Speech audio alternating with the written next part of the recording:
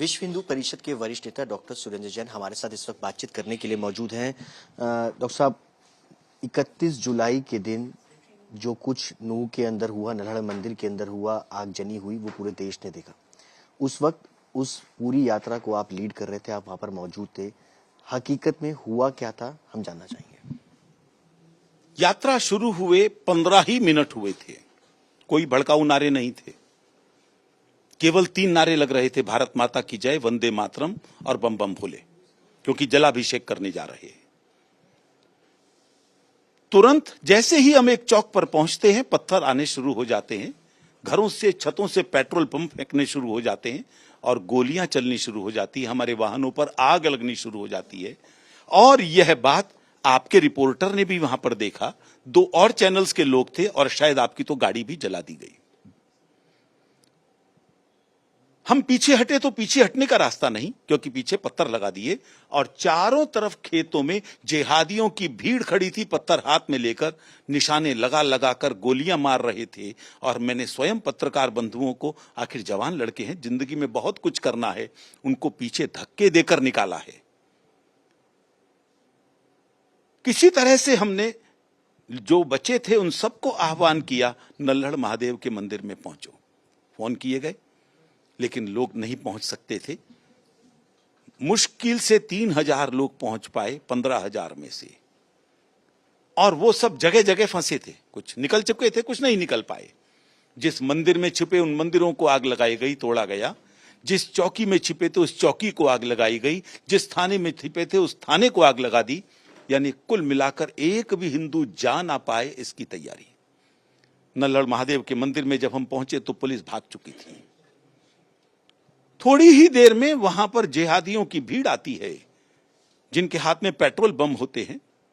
ये वहां पर एक पुलिस इंस्पेक्टर ने FIR लिखी है, उसके अंदर भी मेंशन्ड है। और बसों को, गाड़ियों को आग लगाते हैं और अंदर बैठे लोगों पर गोलियां चलानी शुरू करते हैं। किसी तरीके से हमने लोगों को अंदर ले जाकर सुरक्षित करने की कोशिश की। तब तक पुलिस वाले भी आ जाते हैं और जब उन्होंने हवाई फायरिंग की तो वो लोग भागे। लेकिन जब तक हम भीड़ को, सबको संभाल रहे थे, पहाड़ों के ऊपर से गोलियां चलनी शुरू हो गई। फिर इन्होंने रिटेलिएट किया और हवाई फायर किए। वो लोग पीछे हटे और हमने वहां पर उनको इवैक्यूएट किया और इवैक्यूएट करके पुलिस लाइन में लेकर आए। लेकिन आखिरी बस जो वहां से चली उस पर भी गोलियां चलाई गई। शोभा यात्रा जो थी उसकी जानकारी पुलिस और प्रशासन को पहले से थी। क्या लगता नहीं कि सरकार का इंटेलिजेंस का पूरी तरीके से फेलियर रहा, क्योंकि पुलिस जब यहाँ पर फायरिंग शुरू हुई उसके बाद वहां से भाग गई। इंटेलिजेंस फेलियर, लोकल प्रशासन का फेलियर, ये 100% था। और इसीलिए आज मजबूर होकर हरियाणा के गृह मंत्री को कहना पड़ा कि मुझे 3 बजे के बाद मालूम चला, और वो भी मेरे मित्र ने बताया, क्योंकि मैं अंदर घिरा हुआ लोगों को बचा रहा हूं। मैंने ही उनको फोन किया कि भाई इस हालत में आप कैसे छोड़ सकते हैं। तब उनको मालूम चल रहा है ये हो रहा है। तब फिर वो एयर ड्रॉप और बाकी सब चीजों की तैयारियां हुई। आसपास के जिलों से पुलिस आई और हम लोग बच सके। मुझे लगता है इतनी देर से कार्रवाई हुई चाहे, लेकिन हुई और उसके कारण से हम लोग बच सके। केवल 6 कैजुअल्टीज हुई, वरना ये और ज्यादा होती। जो ये 6 कैजुअल्टी हुई है दोनों समुदाय के लोगों के बीच में हुई है, लेकिन सवाल ये हो रहा है कि जो वीडियो सामने आ रहे हैं उसमें शोभा यात्रा के दौरान जो लोग मौजूद थे उनके हाथ में भी रिवॉल्वर्स हैं, तलवारें हैं। क्या लगता है कि शोभा यात्रा में इस तरीके के हथियार लेकर के चलना जायज था? रिवॉल्वर जितनों के पास भी थे वो सब लाइसेंस वाले थे, और जिनको लाइसेंस मिलता है वो अपनी बंदूक को लॉकर में नहीं रखते, वो ड्राइंग रूम में सजाने के लिए नहीं रखते, अपने साथ लेकर चलते हैं। और अगर उन लोगों के द्वारा हवाई फायर न होते तो शायद मैं भी आपके सामने इंटरव्यू देने के लिए न होता।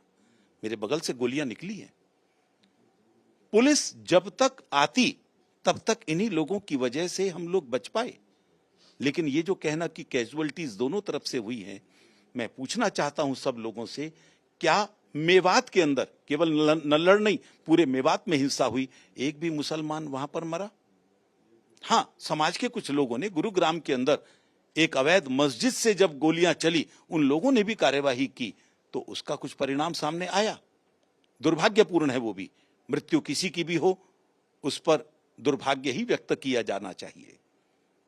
तो इसलिए यह कहना कि दोनों तरफ से था, ऐसा नहीं है। एक आत्मरक्षा में था और एक हमलावर था, दोनों को बराबर नहीं कर सकते। बुलडोजर एक्शन अब जो है वो तेजी के साथ चल रहा है, इसको किस तरीके से देखते हैं आप? सेटिस्फाई हैं? और तेज चलना चाहिए, और केवल चलना नहीं चाहिए, स्थायी व्यवस्था होनी चाहिए। और स्थायी व्यवस्था यही है कि मुस्लिम बहुल इलाके के अंदर सीआरपीएफ और बीएसएफ का स्थायी केंद्र बने। आखिर दिल्ली से सीआरपीएफ और बीएसएफ को वहां पहुंचने में रात को 11 बज गए, क्योंकि सड़क के रास्ते सब बंद कर रखे थे, लोग जा नहीं पा रहे थे, आ नहीं पा रहे थे। अगर वहीं पर इनका केंद्र होता तो शायद 6 लोगों की भी हत्या नहीं होती, और इस समय जो सैकड़ों लोग हॉस्पिटल्स में पड़े हैं वो भी नहीं होते। एक आखिरी सवाल, अब विश्व हिंदू परिषद का आगे कोर्स ऑफ एक्शन क्या है? किस तरीके से अब आगे की तैयारी कर? इस समय हम घायलों की संभाल कर रहे हैं, जो हताहत हो गए उनके परिवारों की संभाल कर रहे हैं, और वहां के समाज ने आश्वासन दिया है कि हम बची हुई यात्रा पूरी करेंगे। वहां की खापों ने कहा है, इसलिए जब वो आह्वान करेंगे हम उस यात्रा में शामिल होंगे और इस यात्रा को पूरा करेंगे। कब तक यात्रा शुरू होगी? श्रावण माह में यात्रा पूरी होती है, और 30 अगस्त तक श्रावण मास है, वो पूर्णिमा का दिन है। जब भी इस बीच में कहेंगे हम तैयार हैं। बहुत बहुत शुक्रिया बातचीत करने के लिए। कैमरा पर्सन राजा के साथ सुशांत मेहरा, दिल्ली, आज तक।